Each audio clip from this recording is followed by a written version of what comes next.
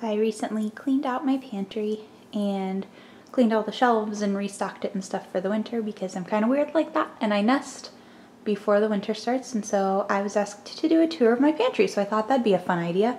I'm kind of a cooking nerd. So my pantry is the thing that sold me on this house. I love the house. It's a great house. I love it. But the pantry is amazing, and so I will take you on a tour. It is right here. There's my kitchen. So it's just kind of around the corner from my kitchen. We have some keys hanging on the wall there. So it's nice and tall. We have all of this. And then it actually turns and we have all of this. We bought this house before we realized I had celiac and would be going gluten-free. I can't imagine doing celiac in bulk without having all of this great storage. So, to kind of show you what we have, up on the top we have gluten-free, or not gluten-free, spaghetti and linguine for my husband, some avocado oil, chocolate chips, powdered milk, cornmeal, potato flakes, cocoa. Up in the corners, a pretty vase that matches our dishes and some flowers, and a rooster and a chicken from my husband's grandmother's kitchen. She was one who lived through the Great Depression, and she taught like homemaking type classes, and so something special from her kitchen and mine I think is pretty awesome. Those containers hold gluten-free linguine and spaghetti. Behind them are 2 ball jars that hold vinegar because we had a vinegar bottle leak, and so there it is. Then is our honey. That is a superfood powder. Behind it is vinegar. And up here is our iced tea maker and our waffle maker, which don't fit in any of my kitchen cabinets, so there they are. On the next level down, this level I will tell you, back behind all of my jars are ball jars full of bulk spices that have been stored away. So spices are somewhere else. There's the bulk part of them back there. And then boxes of broth for when we need broth that I haven't made myself. So here we have oyster crackers, whey powder, gluten-free pretzels, and then here starts the gluten-free baking stuff. Arrowroot powder, gluten-free flour mix, sorghum flour, xanthan gum, almond flour, oat flour, brown rice flour, tapioca starch, potato starch, and white rice flour. We only keep a little bit of these flours in the house at a time. I grind most of them myself.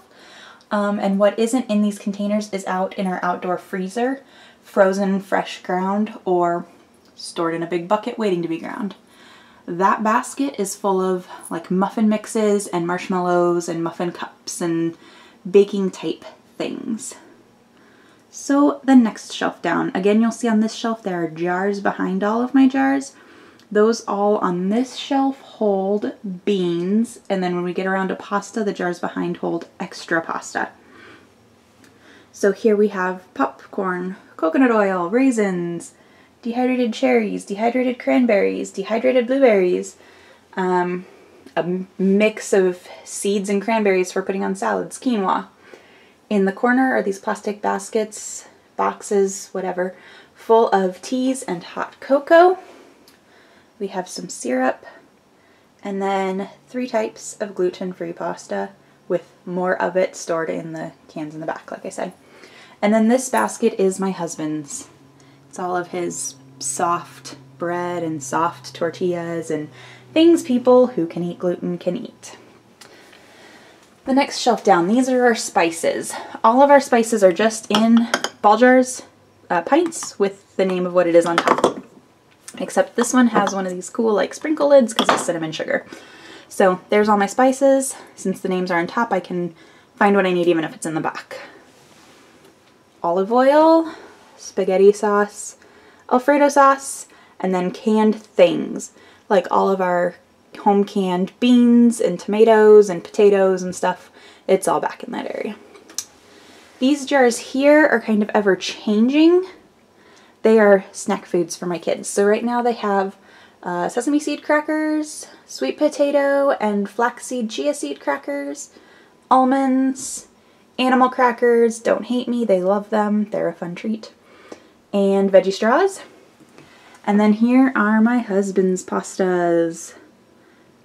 He still has gluten pasta sometimes, and behind them are more pastas.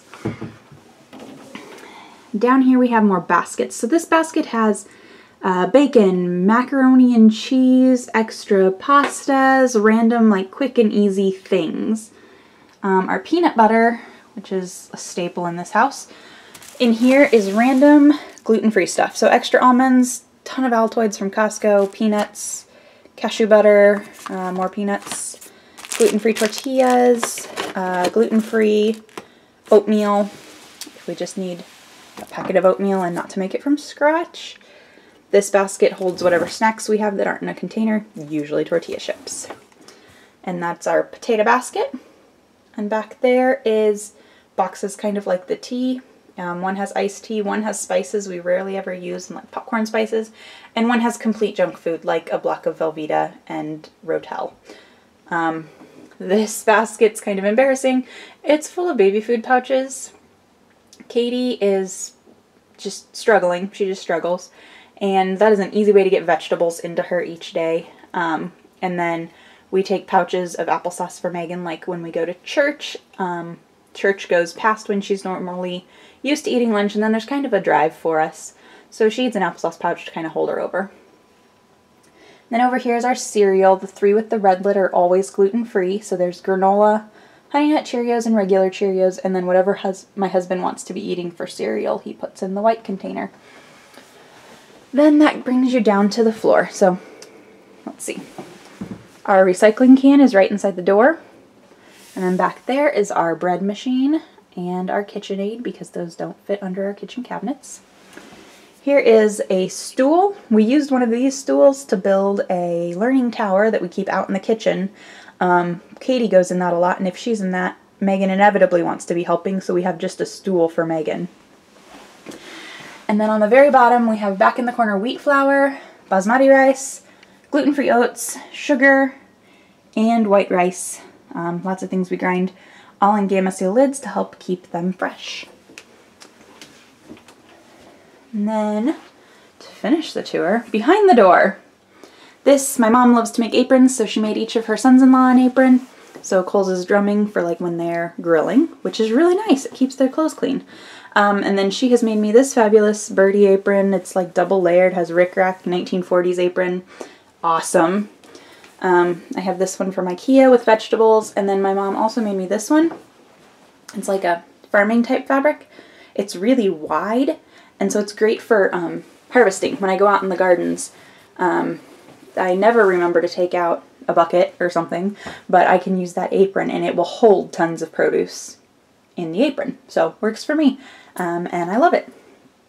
And then the last thing is on the door.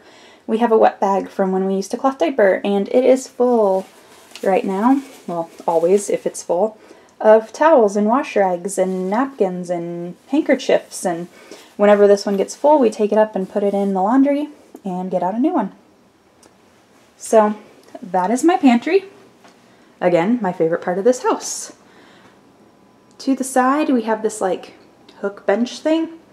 So we hang our diaper bags and purses and hats.